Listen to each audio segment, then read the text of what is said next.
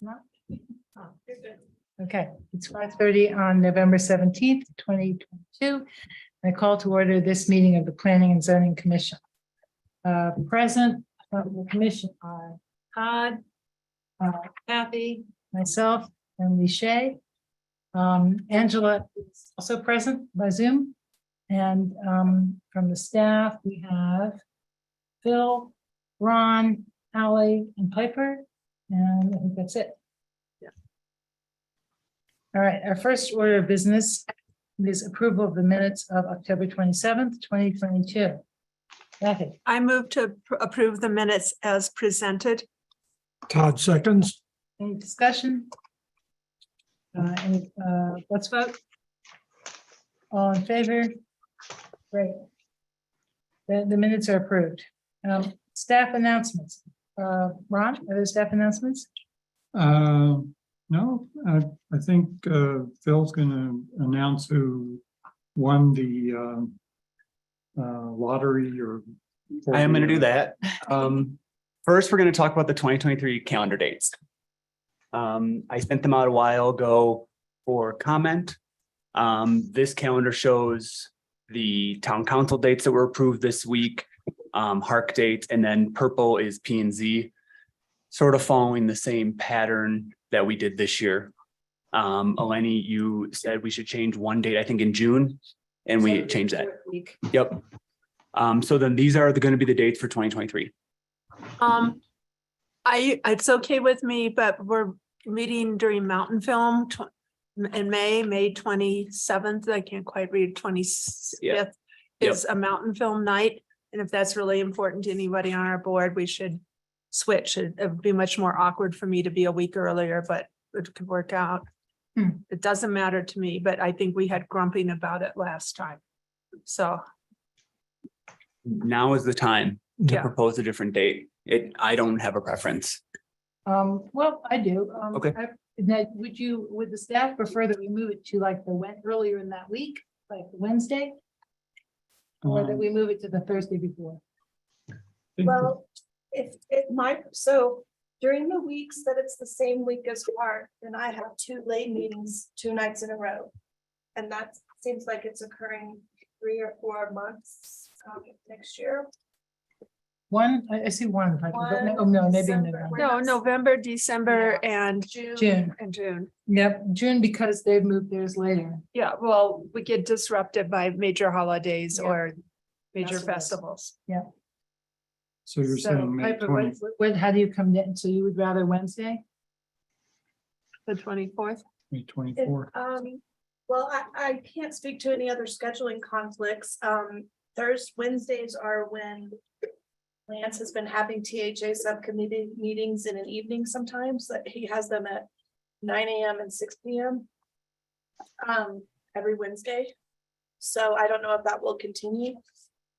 Probably not. That's design work for, it should be done by then. Okay. Well, it's all of your decision and I will work with Okay. whatever you do. Mountain Film is actually starting on the 24th. I looked it up, but Oh. it's also hybrid.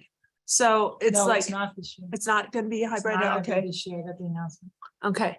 So it's starting on the 24th and going All to, right. So Thursday is our day. Thursday is it's easier probably to move it to the week before.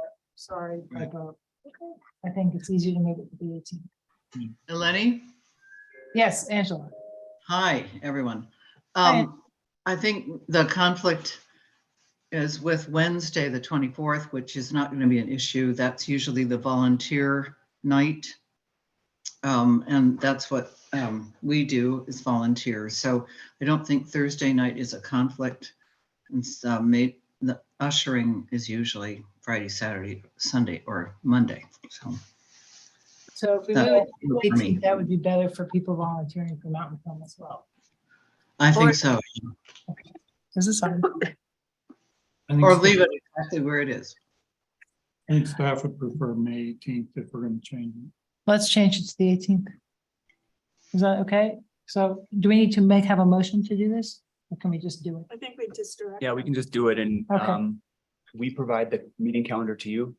Well, I do need a motion to approve the count. You can say to approve the 2023 meeting calendar with corrections or with edits. Okay. Something like that, because Kathy. it's on the. I move to approve the 2023 meeting calendar with the May meeting date being May 18th. I second. Thank you, Angela. Any discussion? All in favor? That looks like it's unanimous. Good. All right, the calendar is approved. Bill, Great. did you have another announcement? I will update the calendar, send it all to you guys. Yep, we have one more announcement. We have selected 3 random survey participants to win gift cards. So we're going to be sending those out probably first thing next week. Yeah, 3 people won. It's gonna be great.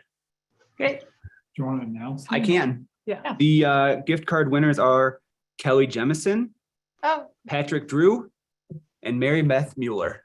great. So if anyone's of them are listening, it's not spam when I send you a gift card. It's great. Cool. All right, we now move on to, are there any more staff announcements? That is it. Okay, we can move on to public hearing items. So our first thing is the 2022 Community Vision and Action Plan. And at this point, this hearing is to consider recommending adoption of that plan per section 9-109G of the Tug Land Use Code. Our staff member was Bill. Yep, I'm just going to provide a brief introduction here. We do have our Consultants with Design workshop on the call to have a discussion with you guys about it. Since our meeting in October, we received 1 set of comments, which I think were really great. So thank you for providing the comments, Eleni. And yeah, I'm going to turn it over.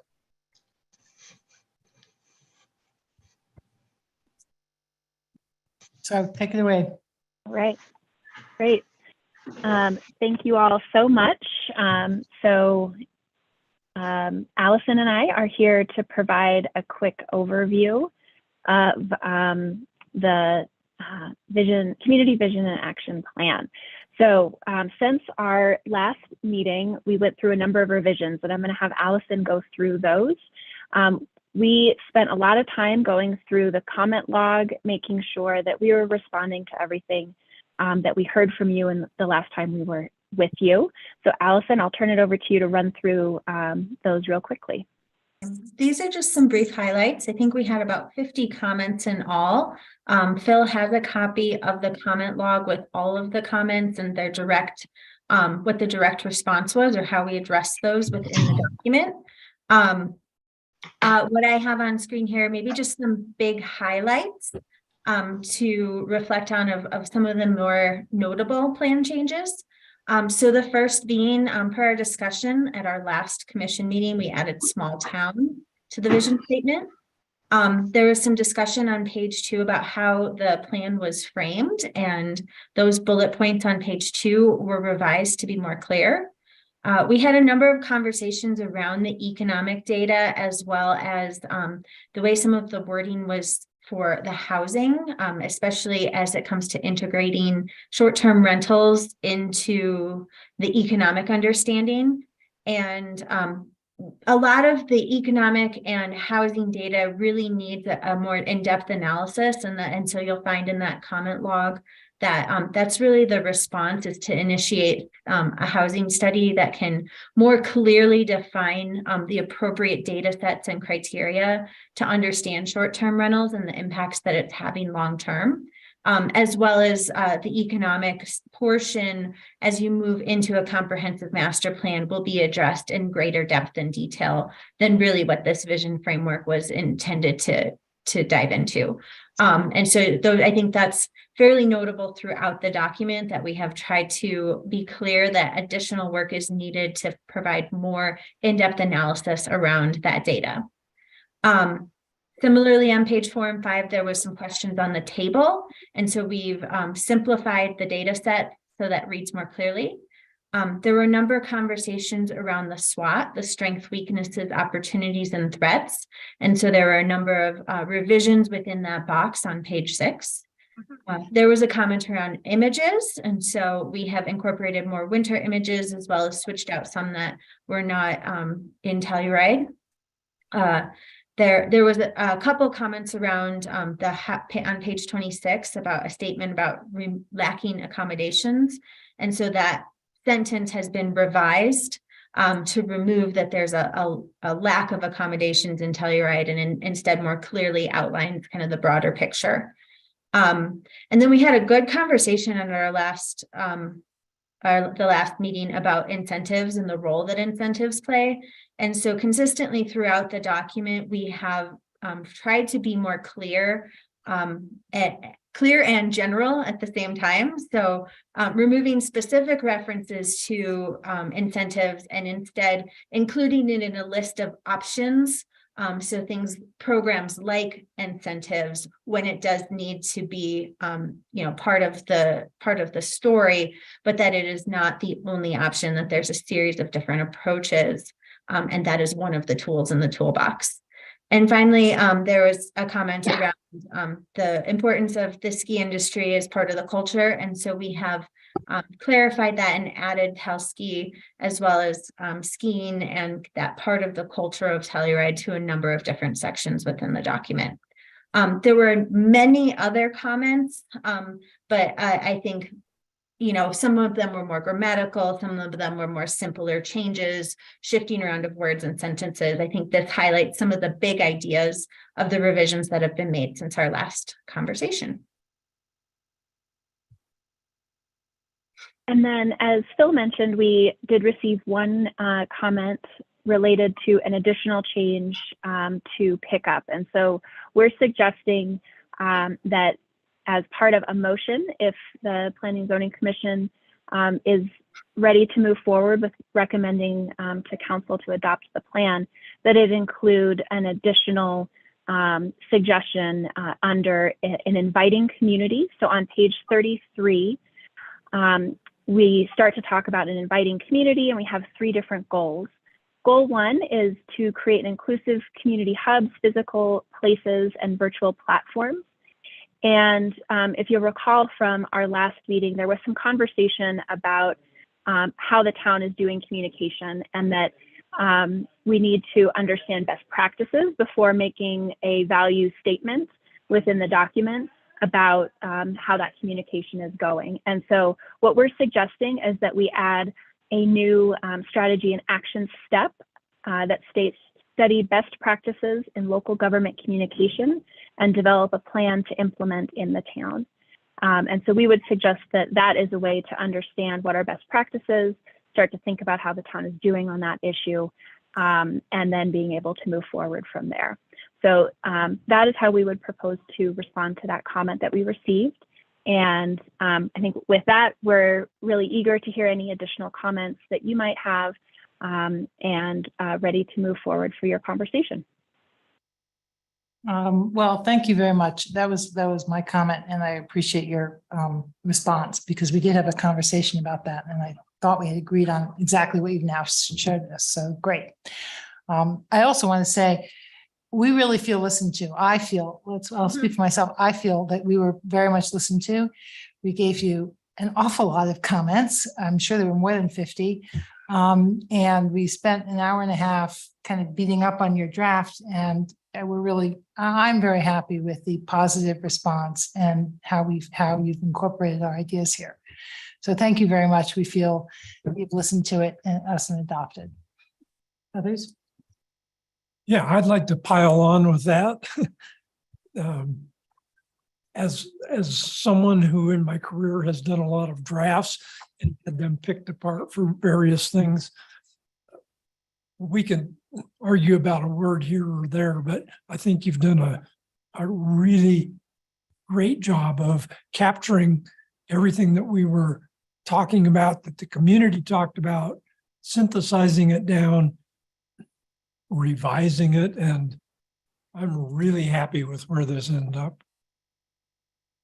Any other comments?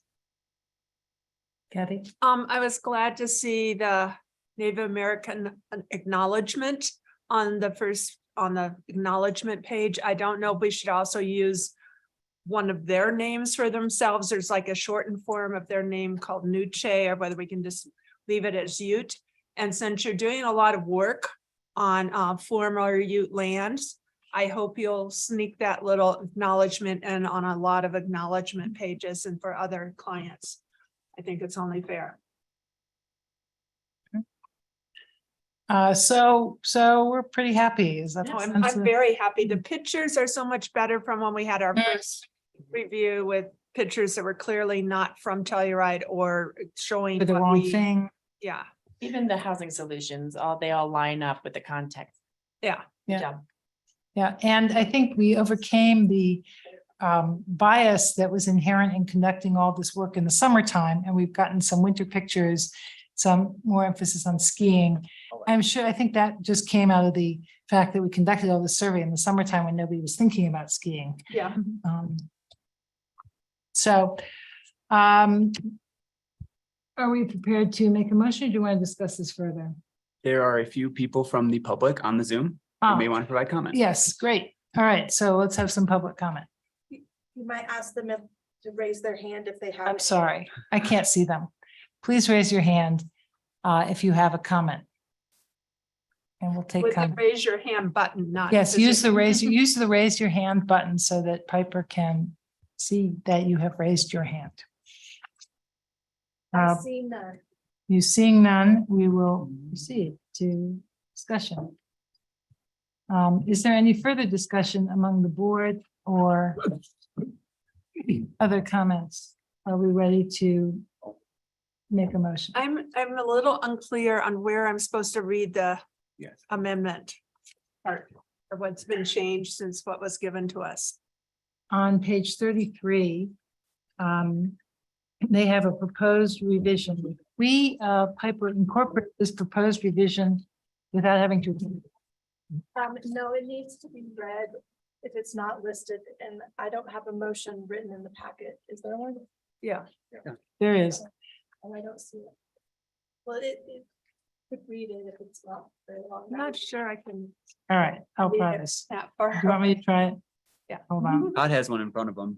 Okay, I've Todd. got one. Well, I have the motion, but I I don't. I have the motion, but then you need to read that That as change. with the following condition that this change be made. I believe is the right way to do it. Okay. You want to try it? I move to approve a resolution of the Town Planning and Zoning Commission adopting the 2022 Community Vision and Action Plan. This action is based on the information presented at a public hearing for the Planning and Zoning Commission on November 17th, 2022, with notice of such hearing as provided as required by the Telluride Land Use Code and on the following findings. Number one, the proposed community vision and action plan is consistent with the master plan of the town of Telluride. There is one change. Add in the future action step under inviting community goal number one, approximately on page 33, study best practices in local government communication and develop a plan to implement in the town. Todd seconds. Any discussion? Did you get all that, Piper? Piper? and I your- believe I do. Yeah, okay. Thank you very much. Have everything we need? Okay, all in favor? Aye, The motion is adopted unanimous. unanimously. And Angela too, I believe. All right, thank you very much. That was really awesome. We appreciate all your work and we hope to move forward the next steps. Great job. Thank you. And we'll see you at the county. Yeah, right. Yeah, Yeah, we'll see you Well- down the street. A different building. It does go to the town council for certifying that that the document they have is what you adopted. That's December 13. There may be a retreat with town council previous to that meeting, but we don't know at this point. Thank you. All right. Thank you. Thank you. Thank you very much. And we'll talk again, I'm sure. All right, we now move on to our first public hearing item, correct? Technically our second. Oh, it's, well, okay. Telluride Hotel and Residences, PUD and subdivision extension request. Consideration of one, an extension of a preliminary large-scale subdivision approval pursuant to Land Use Code Section 6-404 H. And 2, an extension of a preliminary large-scale planned use development PUD approval pursuant to Land Use Code Section 6-309G. Legal descriptions, lots 100A, 102A, 104A, 106A, 108A, 110A, 112A, 114A, 116A, 118A, Block 12, Town of Telluride, address 300 East Colorado Avenue. Zone District Commercial owner Town Park Partners LLC. The applicant is David Spector, Town Park Partners, and our staff member is Phil. Thank you. I am going to provide a brief introduction and an overview of the extension request. The request before you today is the second request from this applicant in 2022, and the 6th extension request overall. Previous extensions were granted in 2017, 2 in 2019, 2020, and then 2022. The most recent extension was done in May 26, 2022, with a current expiration date of December 22nd, 2022. The project is moving along. I'm trying to focus on you. Bill. Oh, that's right. Presets are sitting. Yeah. Town staff has reviewed final documents. We've sent comments back and forth, revised the development agreement and the subdivision improvements agreement and the plat. So we think we are pretty close, but the applicant will sort of address why they're asking for one more extension. And the land use code is relatively silent on criteria to grant an extension. It's really up to you guys if you see fit. There are no criteria to grant one or deny one. But the applicant is here and they're definitely able to provide more information on why they're requesting the extension. All right, let's hear from the applicant.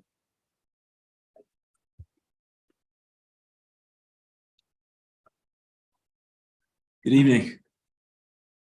We are humbled to be here today and thank the board members for your time. On behalf of Town Park Partners, I, David Spector, am here this evening with Tom Kennedy, our attorney, to provide an update with the status of completing the PUD approvals and to ask the P&Z board members to take into consideration a request for a 6-month extension for the preliminary PUD and subdivision approvals.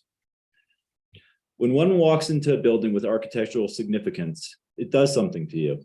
It grabs you, creates a sense of place, changes oneself, and changes the community. Our vision from the onset of this project was to design and build a building that enhances the neighborhood, community, and helps to continue the revitalization of the east end of town. All of this requires collaboration, support, and execution. More often than not, these types of buildings do not get built because of cost, time, and lack of resources. We are here today to tell you, the board members, that we are committed to building the Telluride Hotel and Residence as approved by HARC and look forward to the prospect of enhancing the property from its current use.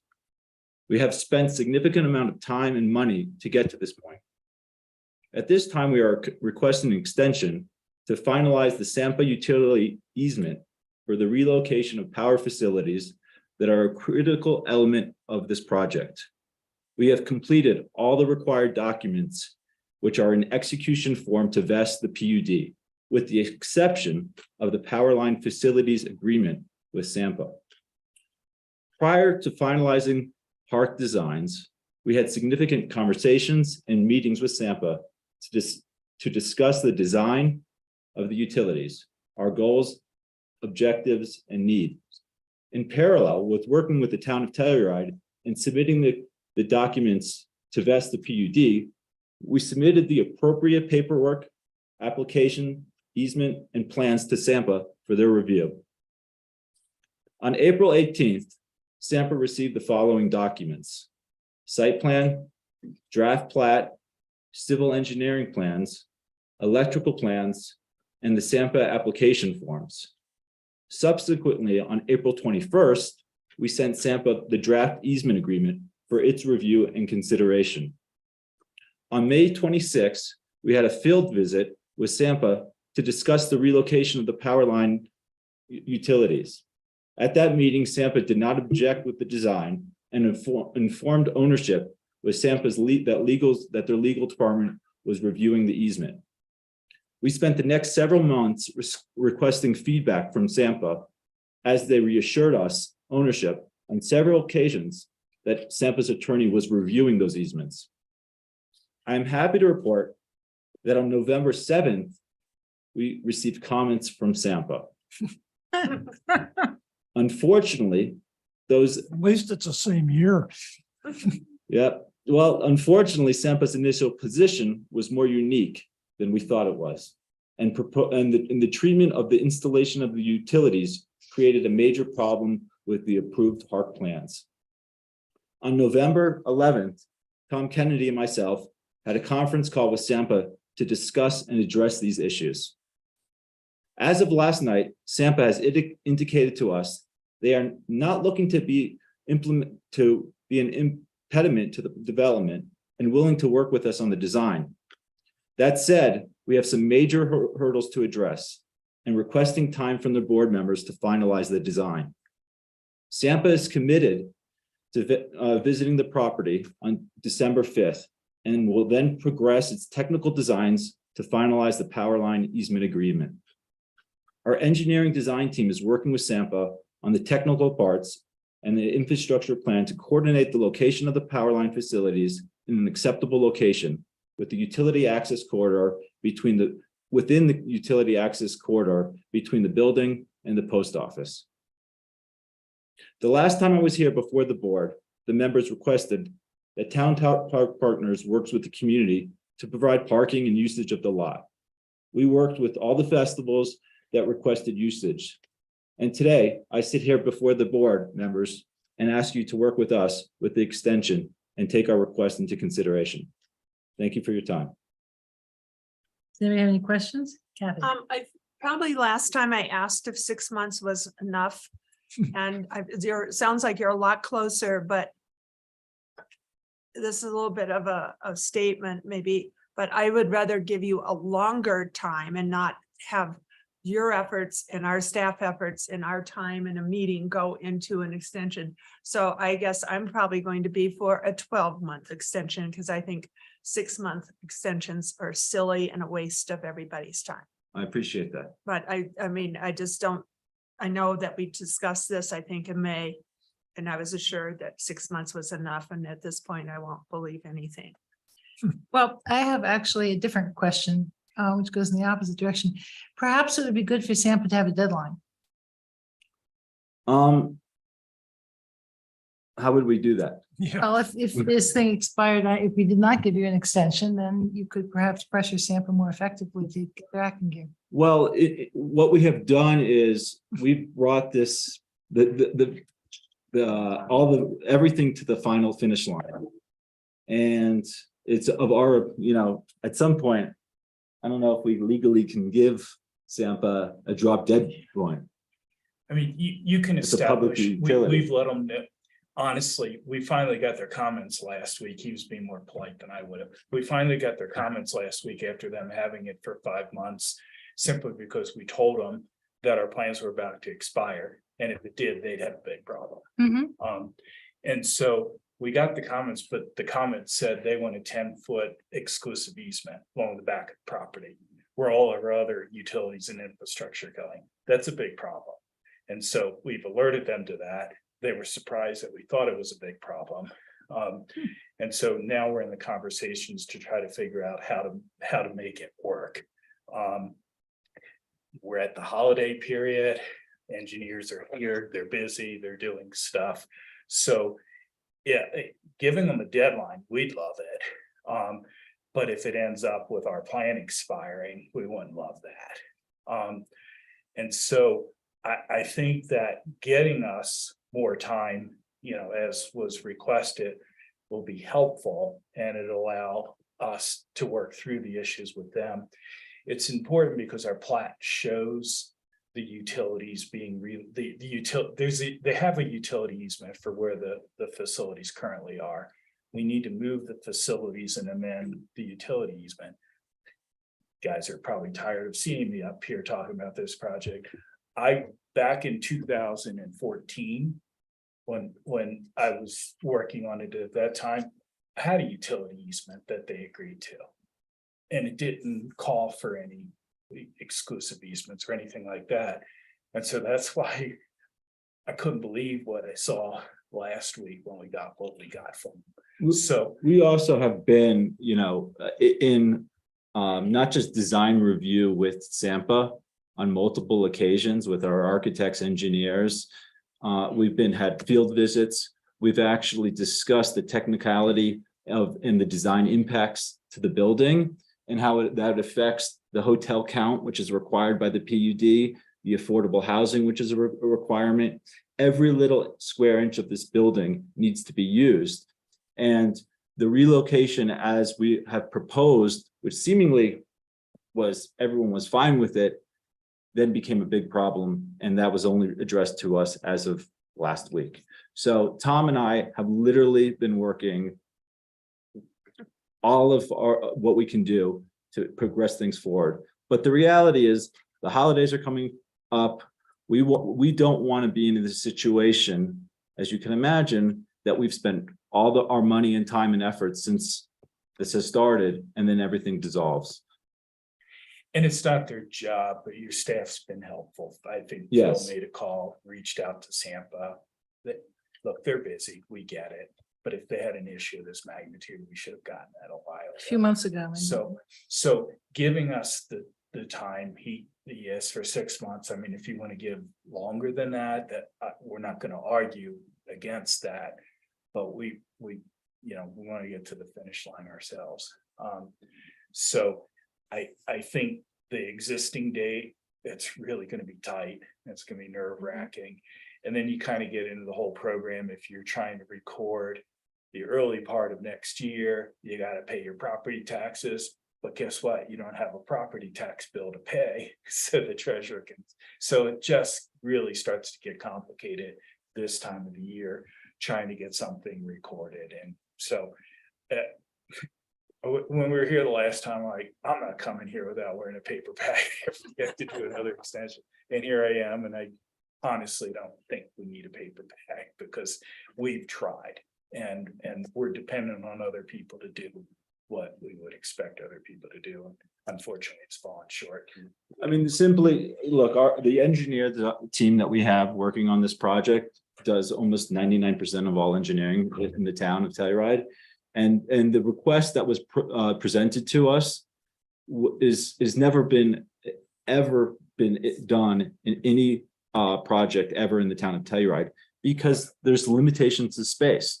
Now we happen to have the alley, which we own, which is about approximately 17 feet wide, which is an access alley, but that alley is used for driving in and out of the building, for drop-offs, as you can imagine, for trash pickup, and to give any one utility company an exclusive right of 10 feet or even a few feet really is a problem for this project. You all get the problem. And frankly, if that's Sampa's proposal moving forward, you're gonna have the same problem across the street on the Voodoo Lounges.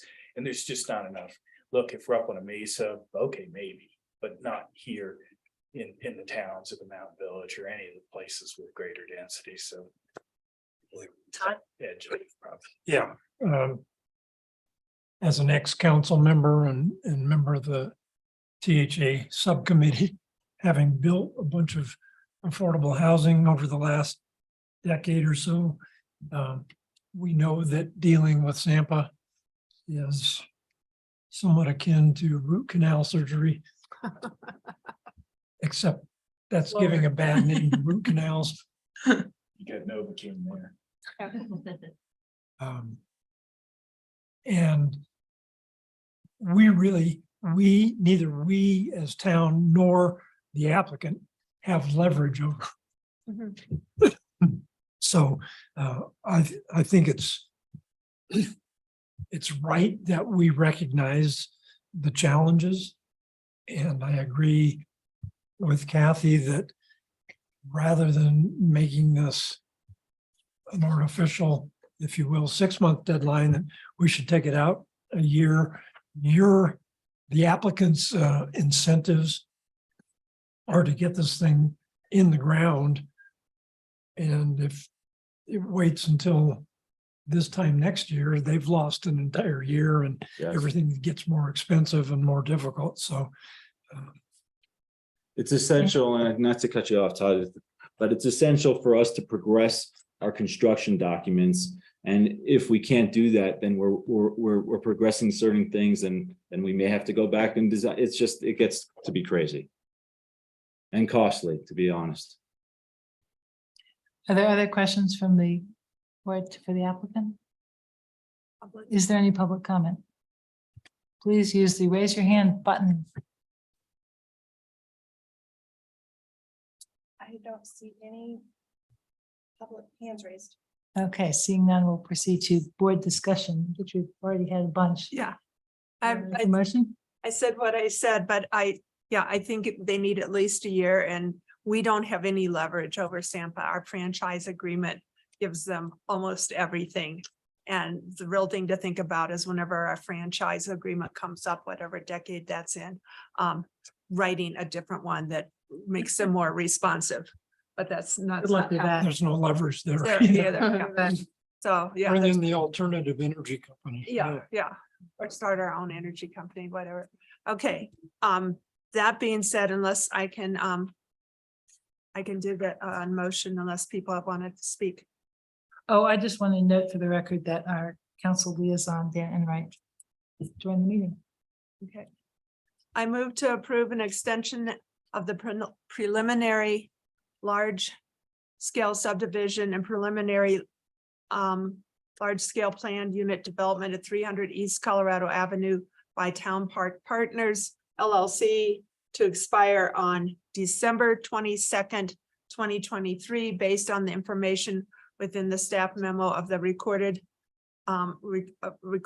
dated November 3rd, 2022. This motion is based on evidence and testimony provided at a public hearing held on November 17th, 2022, with notice of such hearing provided as required by the Telluride Land Use Code. Odd seconds. Okay. Any discussion? All in favor? Thank you, guys.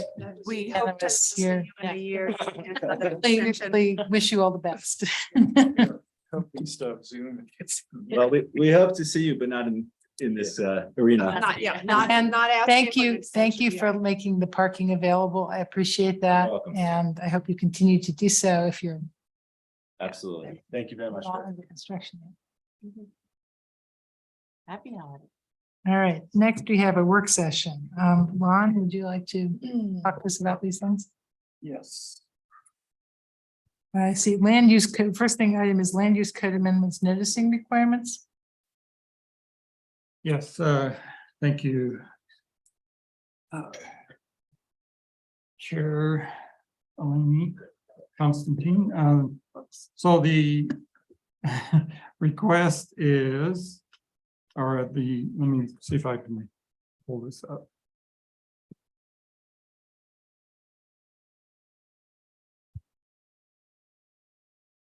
Lost my.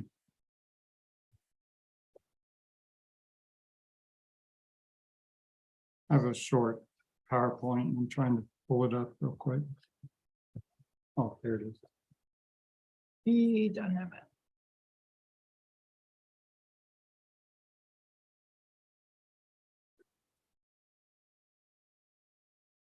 Okay.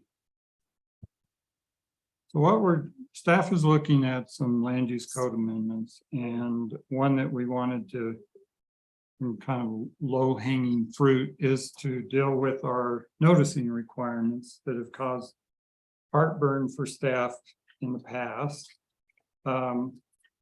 So basically we have 5 different kinds of noticing, posting on the agenda, newspaper notice, town website notice, mail out notices, and posting of signage.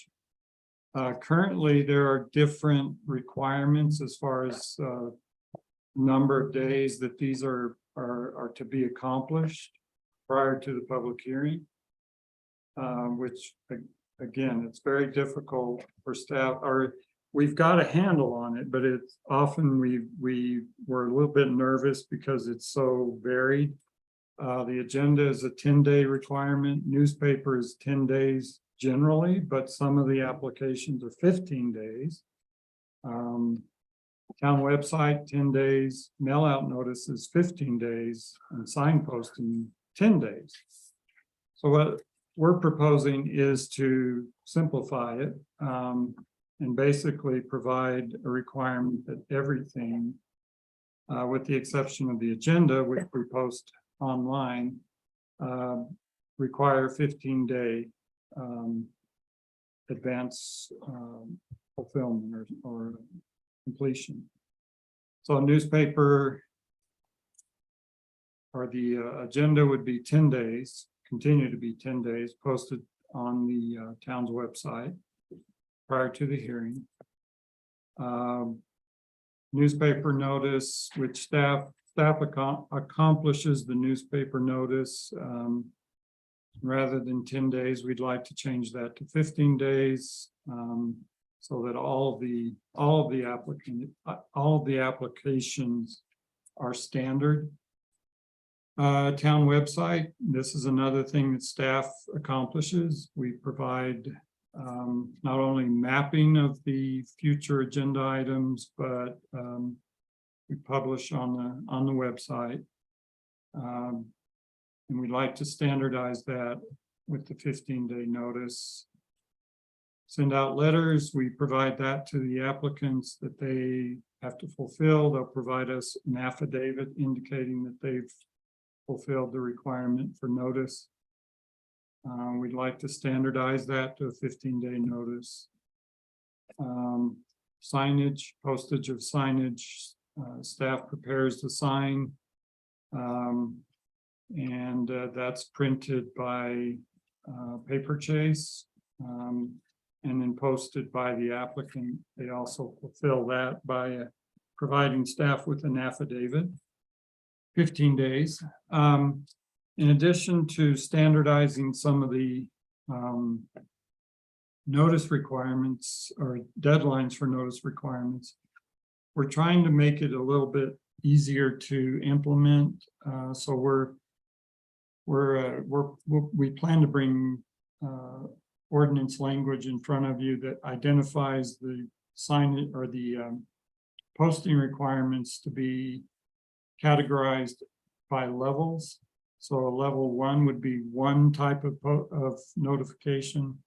A level 2 would be 2 types of notification. A level 3 would be 3 types. Level 4 would be 4.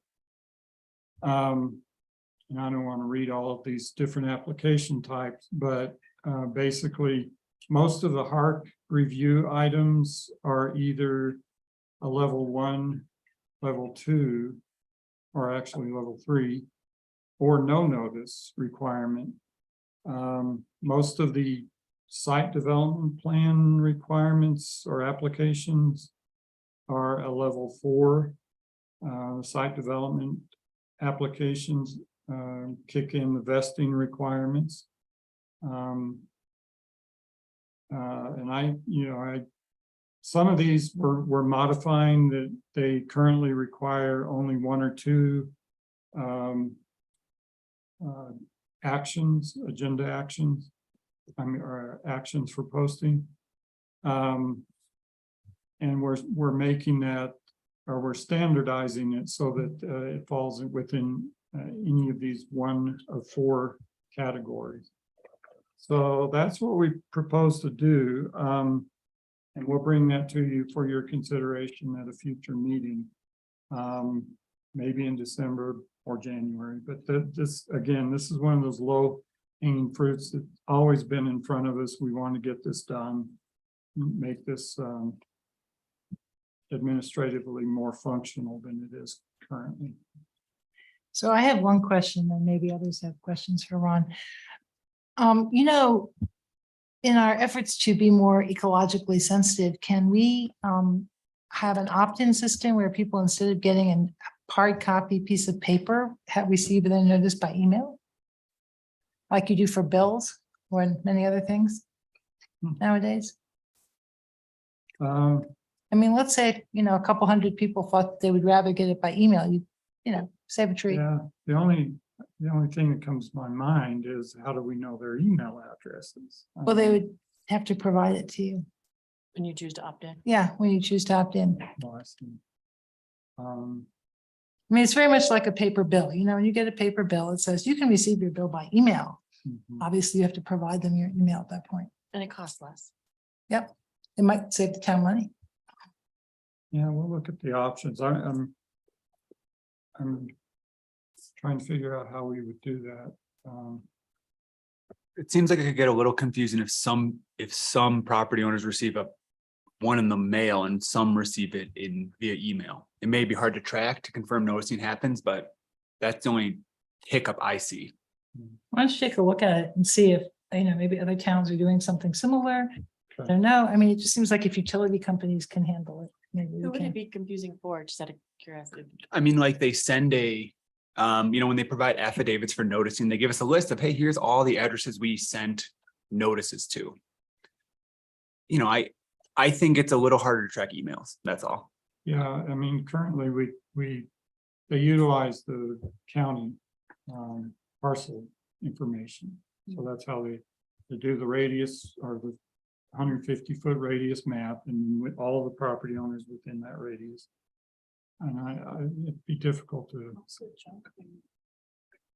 Well, Kathy. I'm still a Luddite. And as much as I don't want to kill trees, but I think we need to realize that many of our owners don't necessarily live in Telluride. They might not have the privilege or the availability of computers or the ability to use them. And it's probably much easier. I'm thinking of a lot of the longtime owners that are my age and older. They're going to pay attention to their mail and they're just going to erase. They come from when I get these envelopes, they have very strange names on them. If I got an email from that, I would go, oh, this is spam, boom. And so I don't think it's really going to work. And I think it's important to realize how many people don't have good internet access or capabilities, and that's a privileged thing to have that. Well, that's why it's an opt-in. You have to Mhm. say, I want mine by email. Right. Angela's hand is raised. Yeah, Angela.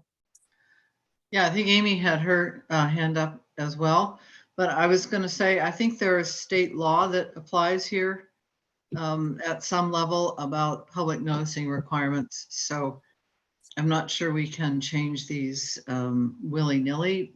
So I would be concerned about relying on computers alone. That's why there are multiple ways to reach folks. So I appreciate the move for efficiency, but I think that there's multiple reasons for notice intentionally.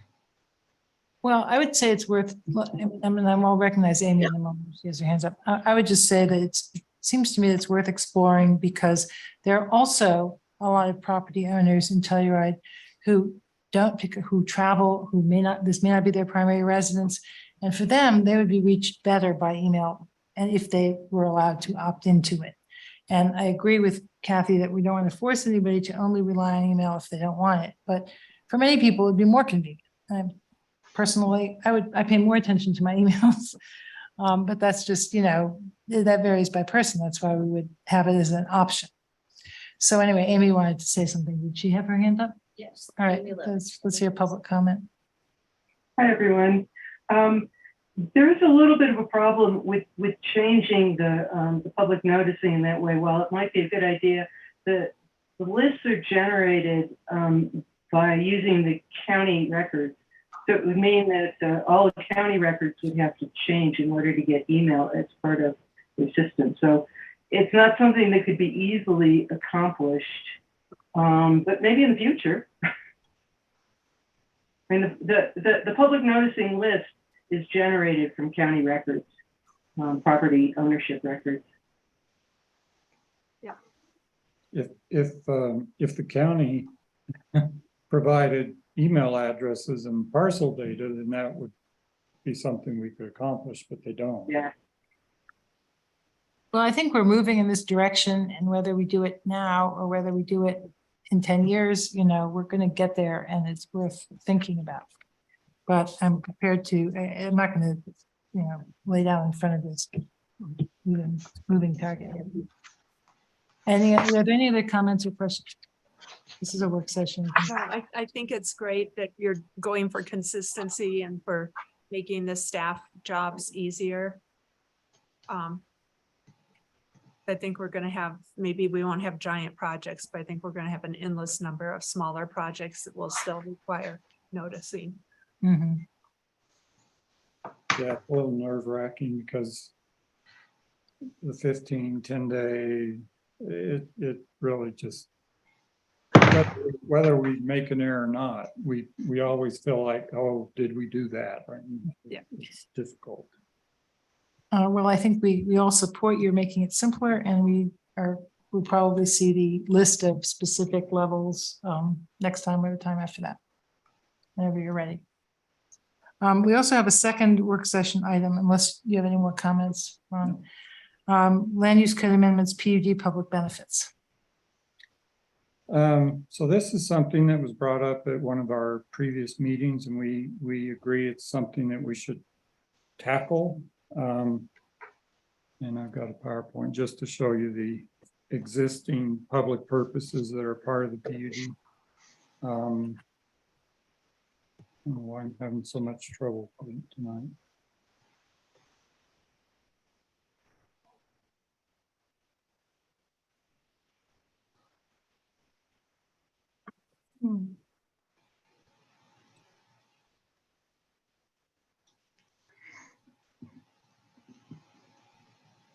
So currently, there are 4 public purposes that are required as a part of the approval of planned unit developments. And then there are 2 private purposes that are also listed in our land use code. The intent of the land use or the PUD zoning is that when you grant variations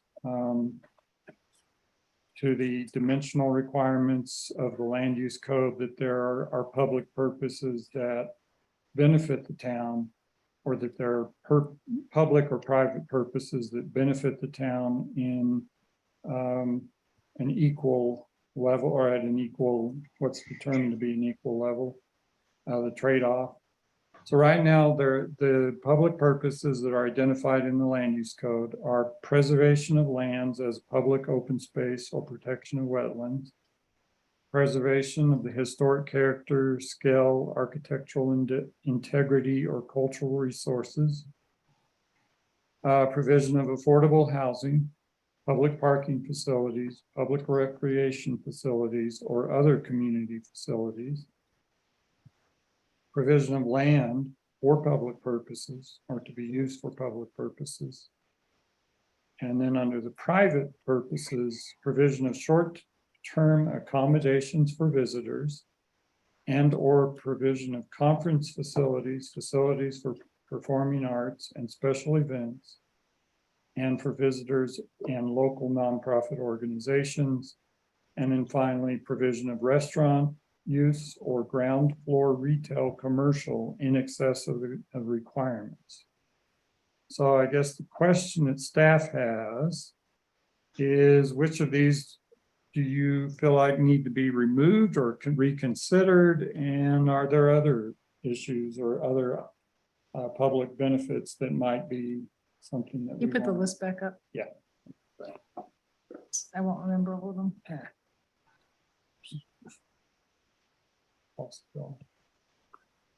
Kathy.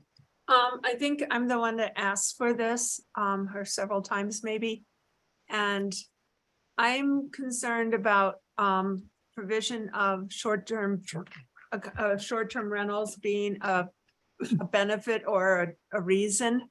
Because we're so out of balance now of not having enough employees due to not having enough housing to successfully operate, more hotels, more condominiums that are short-term rented, more restaurants, more, we can't even operate our existing businesses. People are working less than, things are open 5 days a week instead of 7. They're open shorter hours. So I think that's putting a burden on us, having more short-term accommodations for visitors.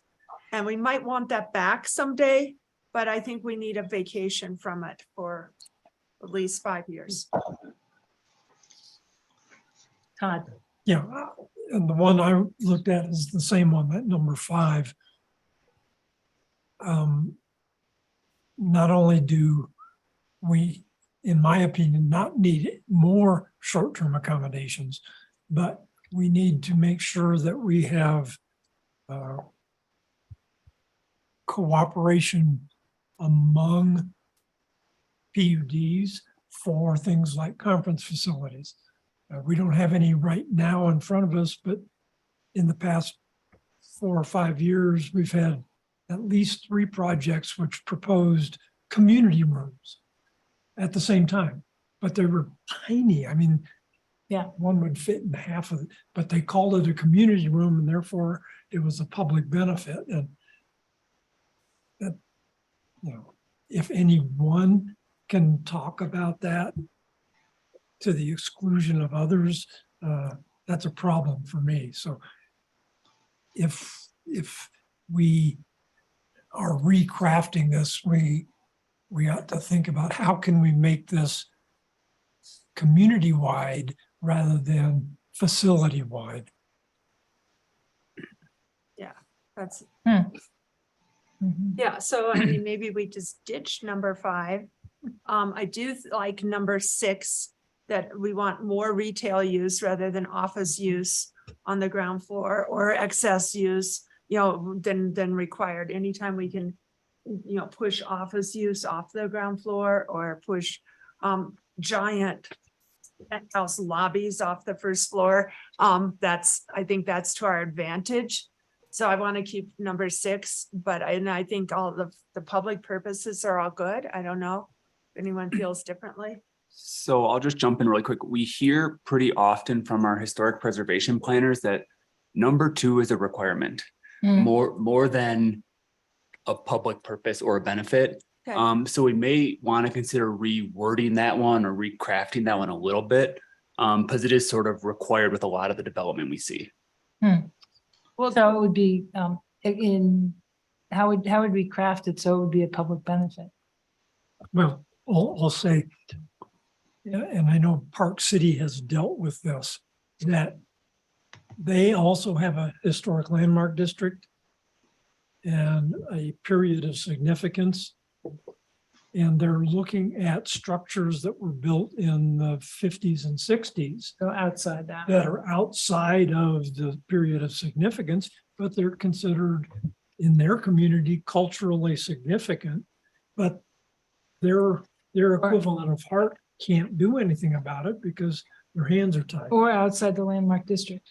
Mhm. Okay, well, that's a great point. And I was also thinking if, you know, Hart can make sure that a renovation preserves their level of, you know, what level they are in the historic survey. But if they're proposing to increase the level, then I think that would be a PUD benefit. So if they're going to take it from non-contributing back to sustaining, or from sustaining up to contributing, you know, that would be a huge, you know, that would be a bigger benefit. But I like the idea that if they want to, you know, the license plate houses in our town have been somewhat relocated and preserved, but they were definitely a cultural resource here from way after our period of significance, and something we should, some of that funky character that I think we really want to. So I think both of those, however we would rewrite to explain an increase or cultural resource from outside the dates of significance, however we should properly word it so they get the right idea. That just because they're going to use the old windows and not try to force through new windows doesn't mean they get a PUD. Right. Angela's hand is raised. Oh, Angela. Hi there. Yeah, likewise, number 1 under public purposes, we have a requirement to protect wetlands, and preservation of public open space shouldn't be a, you know, an extra. It should be a minimum requirement.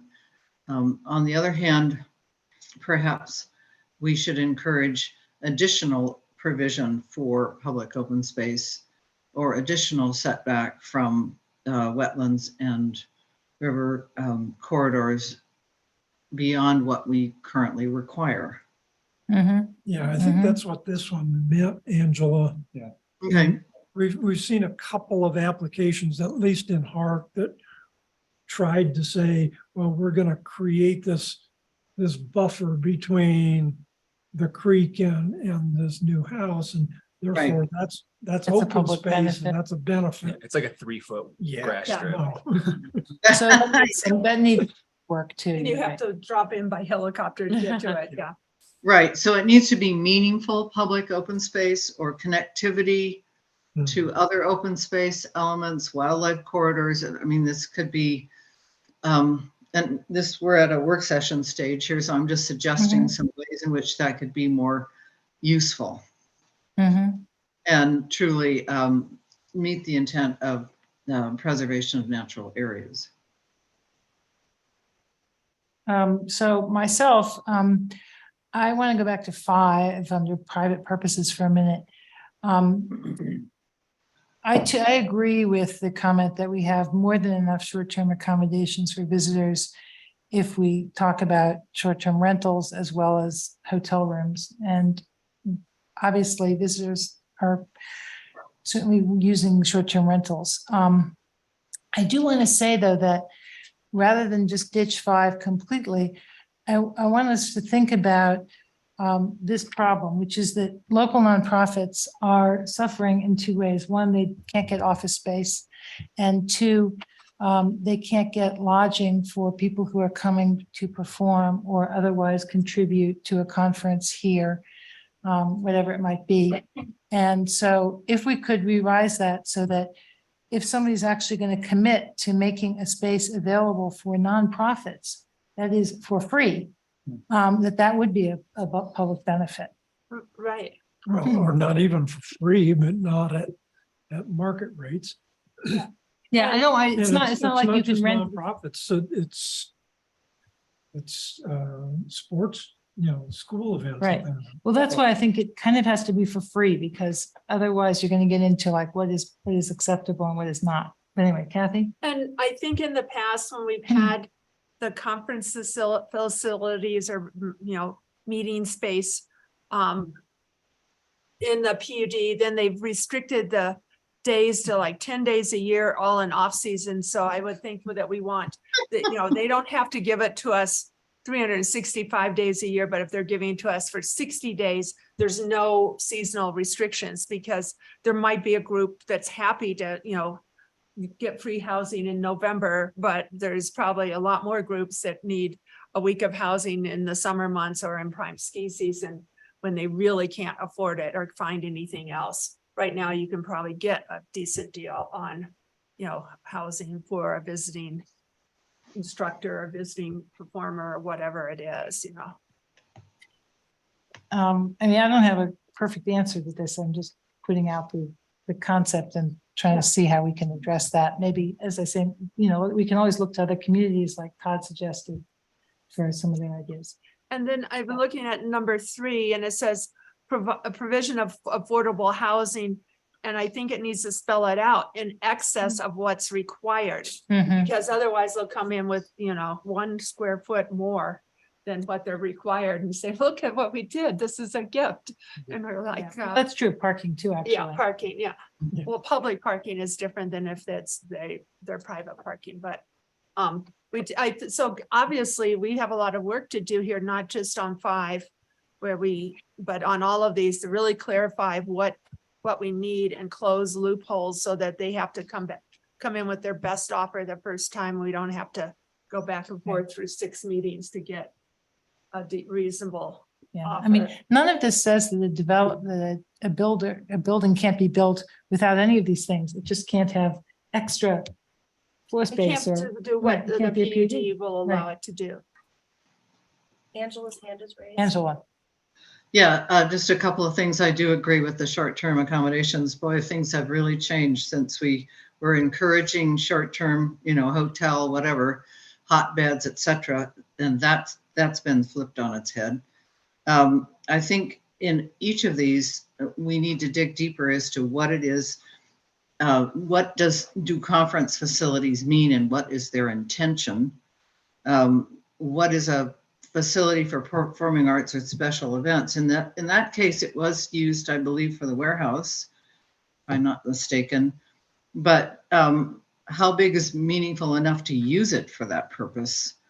Yeah, the warehouse was public purpose, Angela. Yeah, there we go. Thank you. But the point being that each of these needs to dial down another level. And what is public recreation? Is that like a provision for a pull up in a park? For doing chin-ups or something, or what does that actually mean? So I think we could make these a little bit more clear for the applicant as well as for us when we review something that's offered. Other thoughts or comments? I had one, but it floated away. Let me see. Well, I'm thinking, and we can't talk about specific applications, but this one dates back about 15 or 20 years, but there is private open space as part of a subdivision. We've seen that. Yeah, it's open, but Nobody can use nobody it can use it. except for them. And that's the kind of thing that this language was trying to get around when we put this in back in, was that 96 or 2006, I guess. Time has gone by. And while it's kind of a new thing, and we haven't, I don't know how many examples we have out of other than town project, is deed restricted commercial space, because that can become the offices for nonprofits and that kind of local groups that can't afford market rates. And it can be on the second floor, it doesn't have to be on the first floor, or deed restricted retail space. If the county ever rebuilds and we want to let Second Chance be a fundraiser, key fundraiser for a nonprofit, and they need retail space, but not at market rates. I think that's our future, is we're going to need all types of deed restricted commercial space. And that could be an offering that we might be really interested in. Yeah, one more addition here. I think situations that we've had come up when Todd mentioned private open space is that we are losing as we build out these.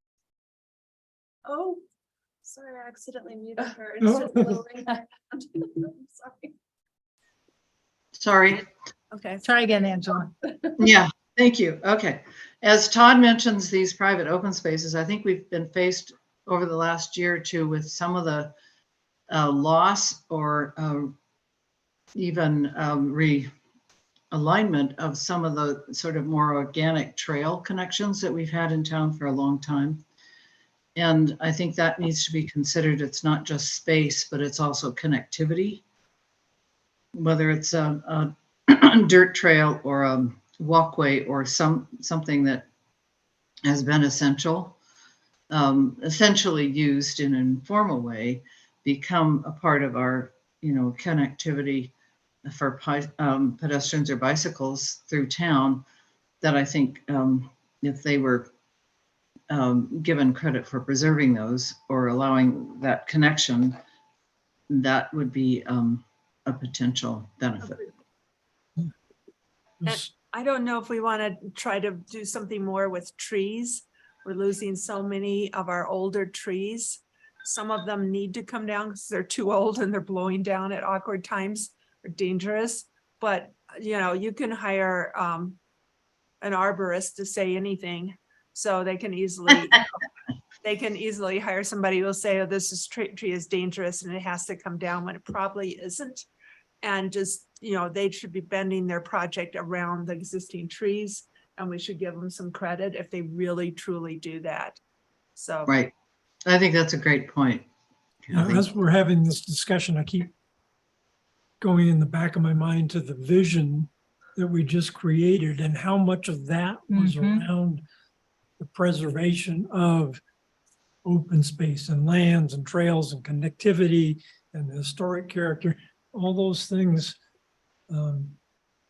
And here we're saying, we'll consider a public or a PUD, a planned unit development, if you enhance these elements of our vision. Well, I think that Or preserve, that's right? a Preserve. really good way to write this, is to look at the vision elements and try to reflect them. Yeah, I mean, I think, what was it, luxury retail didn't get very many votes and so, you know, but I mean, there's clearly things that came to the top, like housing, workforce housing, the open space and all the connectivities, the trails, the feeling of openness even. And then historic preservation, and some of which is required, but if we can make them take it to the extra step, to a higher level or more of it, then maybe it's a PUD purpose. Yeah, I think there's a fine line between what should we require that's essential to our community, as opposed to what we would really think would be an extra benefit. And I think we're kind of at that edge where some of these things really should be more in the requirement edge, and fewer of them be available as just an extra add-on. Well, I think we've actually moved towards that in other parts of the land use code, or it's always been there, but accurately reflected in some of this language. Yeah, I think we've interpreted it. Some of the things that, you know, above and beyond what's required. That's how we've interpreted it, but it doesn't quite say that. Language in 304C, it does say which would not otherwise be achieved or required by applicable land use regulations. So it is in there that this is what's in excess of what would normally be required, but we could make that even clearer if it needed. I think that would help. And, you know, and I always think we're not going to have any more large PUDs, and guess what? They come out of left field, but you know, recreational facilities. I am not a pickleball player, but all of my friends are rabid. And, you know, and it might be that somebody's building something and they could put in a pickleball court that's not just for that project, but for public use. And that would be great. You know, that would take some pressure off of Town Park where the tennis and the pickleballs fight, I hear, but I don't know. So, I mean, I think there's things we haven't thought of that, you know, somebody could come up with, very creative. There are a lot of people in our community, if they had an indoor pool in the wintertime, they'd be very happy. You know, a nice hotel could propose that. It's a public benefit. That would be popular. Reasonable priced memberships. Well, you make it reasonable, sure, you put all these unrealistic expectations. Other comments or thoughts to help? So we'll see this again, I'm sure. Yes, and I guess one question I had is there any consideration of contributions? In other words, contributions to the open space fund or the tree mitigation fund, or I don't know if we want to go down that. maybe, what about offsite public benefits? Because now the lots we're going to see are going to be unique and have challenges that are specific to those lots. So I don't know if it says they're allowed or not in the land use code now, but maybe something we want to consider if we try to think outside the box, like the pickleball courts or things like that. Yeah, I personally am okay with offsite public benefits if we, you know, frame it appropriately. I'm less okay with money because it just seems like that's buying your way out of, you know, we have so much money coming in for especially PUDs. They'll just buy their way out. And Angela might want to speak to what I'm going to say. In the past, in the distant past, a lot of people, when they had to do their tree mitigation for developing, they put trees in the town park or along the river park or in public open space. And I think that maybe, I'm pretty sure the park would tell you they've got all the trees they need.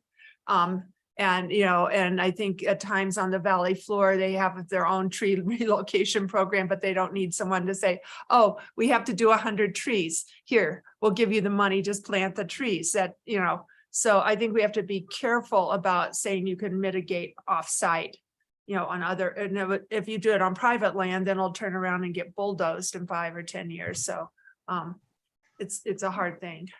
Yeah, Uh, I think that sorry. kind of provision is a slippery slope, Kathy, you're right. The thing is, it needs to be identified as a community need in some kind of a plan that can then be pointed to as, yes, you're serving a need that we have identified. To just dump 100 trees in the valley floor is not workable. So No, but we do have like this new park plan. I'll get to you in a moment, Todd. And fulfilling some part of that park plan or might be an offsite public benefit, you know, Mhm. because we don't have the money to do all of it. Right. Yes, Todd. I think, but I think it's something that we have to publicly as a community identify and not Right. just and be in a position to have to accept somebody's brilliant idea.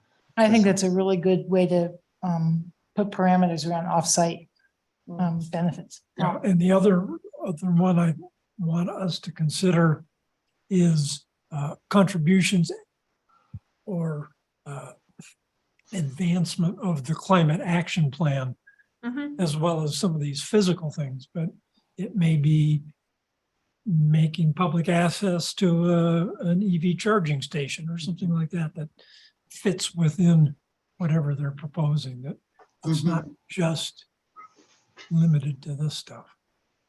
And at some point we will require, for instance, a certain number of EV connections, charging stations, like we require so much bicycle parking, or if we do, we should. Well, that's now in our code for new construction. Yes. Right. But yeah, It so, comes next into reconstruction. so yeah, I mean, you keep saying, Eleni, this will come back, but maybe we can all think about what we see in some of our larger projects that might have been a PUD, if you don't know it or not, that you like, and where you think they got away with, you know, but, you know, I was gonna say got away with murder, that's wrong, but say, you know, that you're like, well, that's silly, you know. Okay. Yeah. And so, you know, think of what completed projects, nothing that we have to worry about vesting or whatever, what worked and what didn't work, so we don't do that again. And there was a time when the town, so for some reason, did not want to own open space, and that's where a lot of this private open space came from. But I think it was supposed to have public access, so if we're going to do private open space, we need to make sure that it's public access. You know, and I never understood why a former town attorney was telling us not to own the land. I was like, what? Land, we own better. Yeah. It might even be, and this obviously is just kind of thinking outside the box, but a wish list from different, you know, whether it's the ecology commission or whatever, and having an amount associated to that. So if there is an offsite contribution, you know, they can kind of like a list of just things that would, to Todd's point, advance some of these projects. In the And then climate action sphere. climate Yep. action, or Vision plan, or even at one time we were, sounds silly, but we were talking about all the chasing cars or the vehicles that follow the buses, because the skis and the instruments aren't allowed on the buses. And then there's things that you can do on the outside of the buses that put the ski, you know, things that, wouldn't it be nice if we could solve some of these problems, and having a number, dollar amount, so that you find out what that offsite contribution is, and then they can kind of take care of these projects or wish lists that we have. I don't know how that works, but. So what can we do constructively to advance this ball on? Well, what we can do is staff can formulate some new language and provide some additional benefits based on your input and bring it back to you. And then move on towards a land use code amendment for your consideration. Yeah, and in the meantime, we can all do as Kathy suggested, think of examples that will help us focus our discussion and will remind us of things we didn't like or liked. Yeah, it seems like a lot of the PUDs we've seen in the recent past sort of understand what the commission's expectation is for a PUD public benefit. Because you guys have done a really good job here, and we see a lot of the same applicants that they sort of know what's expected. But I think it will be helpful to tighten some of these up. You know, when we see PUDs for short-term accommodations, regularly. So if that's something we're not interested in anymore, then it would be good to address it. Not that, right? Yeah, I think that need is gone. It could return, but we can wait till it does. And yeah, and obviously the noticing thing can turn around pretty fast. It's pretty restricted, tight boundaries to what you Yeah. need to do to have that go fast forward and be adopted. And this might take a lot of, take a few More more work massaging. sessions, yeah, and input. And I vaguely related to that, we've got Dan here, but is there going to be a retreat with us and town council before the end of this year? And, or what was Well, I that? mean, there's a December 8th town council retreat. I don't think we have an agenda yet for that. And we were thinking maybe that rather than a work session with town council on the vision plan, that they get a presentation at the retreat, but that's not something we've decided at this point. But Dan is shaking his head. Yeah, I don't think, I hadn't heard anything official for it. I've heard and expressed your desire for that. It's hard. It's hard to find the time. It's hard to get the schedules lined up. It's hard to make it happen, but we noted. Yeah. And I will continue to advocate that it's a desire for you guys. I mean, and is there a possibility? Well, let's talk offline. Yeah, it doesn't have to happen, in my view, before the end of the year if we've now run into like the crunch. Who could do it? No, we can do it sometime, but we should clearly talk to town council before we go too far down this path and make sure there's no stoppers in where we're going with these amendments. So I wouldn't mind getting rid of the short-term accommodations thing tomorrow if we could, but I know that's not possible. They're gonna get some public comments on it. That, yeah. Yeah, and we'll have a full council meeting again for this where I can provide a full update. I took pretty detailed notes on this conversation, so I can try and solicit gut feelings. That's not the formal venue for council's thoughts and feelings on that, so it might be a little vague, but I can at least make sure that they're all aware that this is happening. Yeah. Angela's hand has been Oh, raised. Angela, I'm sorry. Yeah, I just wanted to ask Ron and Phil, do we have any pending or anticipated PUD applications that might be facing or applying for some of these public or private purposes? And if so, would we want to put a pause until we get this straightened out a little bit more clearly to meet our needs as a community? we do have a PUD that we're anticipating that would be very similar to a PUD that you already approved in the past. Other than that, I don't think we have any other PUDs that are coming down the pike. No, none that we know of. Certainly don't have any applications received. Okay, well, I'm just asking, is there a sense of urgency that we figure this out so that we can be on top of what it is they may provide or offer, let's put it that way? Not really. Okay. I mean, I take that they're not resting their whole PUD on short-term accommodations for visitors. now, 'Cause if one- they are, one maybe we that should did do this. recent did, but Yep. Yeah. Yep, and that probably has spurred this discussion. Mhm. Okay, They were just approved at THA. You all heard. Okay. Angela, did you say something? no, I just was saying, okay, thank you. All right. Amy Levick has her hand raised. Oh, I'm sorry. Public comment, Amy. You unmute her. Hi, oh, Yep, we're good. okay, I think I'm unmuted now, right? Mhm, we can hear you. Okay. As somebody who may be representing an applicant, I can say that what's more of a problem is not what what you're listing here or what you're thinking of changing.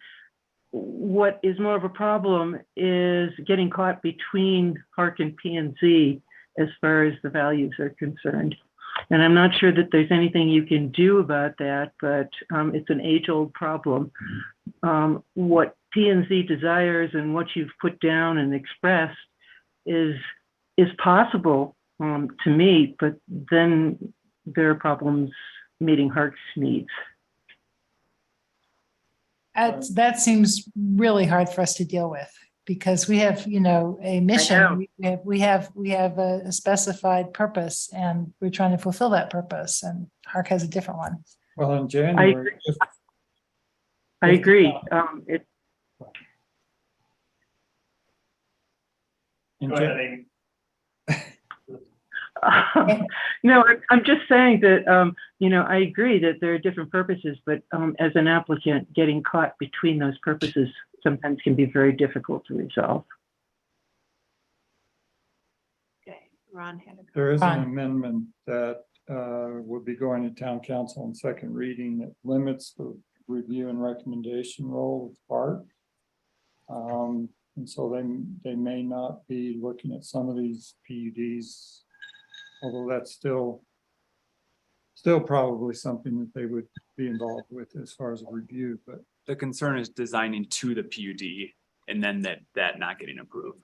Yeah, it's not that HARC comments on the PUDs early, it's that we've created a box by the PUD that the applicant wants to fill up that HARC can never, will never, or should never approve. So it's. No, I don't think that's what I'm bringing up. It has more to do with sometimes the public purposes are competing. For instance, preservation of historic character up against affordable housing. You know, sometimes it's a matter of how a project is designed, not the size of the box. Okay. Hmm. Well, hopefully staff can talk, you know, upstairs here, you guys can talk with Jonna and Aaron and try to see if there's anything we should consider to make it easier. I mean, you know, I can cite 40-year-old or 30-year-old things where we accidentally put in huge wetland setbacks and then we created a building area that was so small that the houses had to be much taller than HARC wanted, and that was a huge conflict that we accidentally created through environmental preservation. We should have made fewer lots, but the applicant wanted all the lots they could. We should, you know, it was just a bad situation and it caused. Yeah, some of these tensions, I think, just have to be resolved on a case-by-case basis. You know, we don't want to get in HARC's face, and we don't want HARC to squish, you know, a public benefit that we thought was good. And we certainly don't want to end up in a situation like what Kathy described, but it's between the applicant, HARC, and us, we will sometimes be at cross purposes. That's just like, I think, inevitable. Well, yeah, and then when you throw in the climate action plan, that's a whole nother, it's pushing and pulling in different ways. So it's yeah, it's gonna be tough. And all the lots left are the hard lots. Or most of the lots left are the hard lots. Other thoughts or comments on this? Joys of public service. Yeah. Well, thank you, Ron. When should we expect to talk further about this? Next time or the time after that? you know, we might be able to bring it back to you in December. I'm not pushing you. I'm just Yeah. curious. Depends on Um, what else is going on, I guess. Yeah, I think we want to spend a little bit of time crafting it so that it's useful for you at your next meeting. Okay. We'll see. Don't spend too much time because we'll tear it apart anyway. We have ideas. You've heard them. I think you're a pretty good drafting person to a discussion, a direction. All right. Is there any other board or staff discussion? All right. Seeing none, it is 6:59 and I adjourn this meeting by unanimous consent. Everybody? Apologies, I was late.